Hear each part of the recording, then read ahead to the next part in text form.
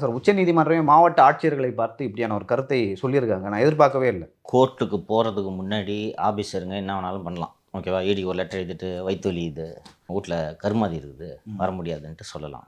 சிக்கல்ன்றதை அவங்க அதிகாரிகள் புரிந்து கொண்டு இருக்க வேண்டும். 27 நேராக போய் அப்பியர் ஆகுங்க, இடியோட சம்மனுக்கு அப்பியர் ஆகுங்கன்னு நாங்கள் உத்தரவு போட்டிருக்கோம்.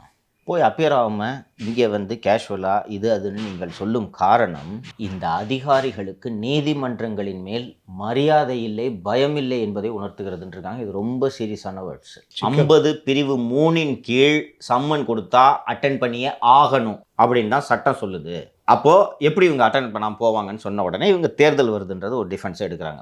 மேலும் மேலும் இவங்க சிக்கலை அதிகரிச்சுட்டு போகிற மாதிரி உங்களுக்கு தெரியல. இடி இன்வெஸ்டிகேஷன் நீங்கள் ரப் பண்ணிக்கிட்டே இருக்கீங்க இடியை. அதான் சொல்லியிருக்கீங்களா, எனக்கு இங்கே வேலை செஞ்ச சூப்பர் சொல்லி கொடுத்துருக்காரு. சட்டம் பேசுவேன் சார், இது எப்படி சார்னு சொன்ன உடனே, தம்பி கவர்மெண்ட் சர்வெண்ட் கரடி மாதிரி உடம்பு பூரா மயிறு, எங்கே பிடிச்சாலும் மாட்டிக்கோ, போய் வேலை செய்யணும்.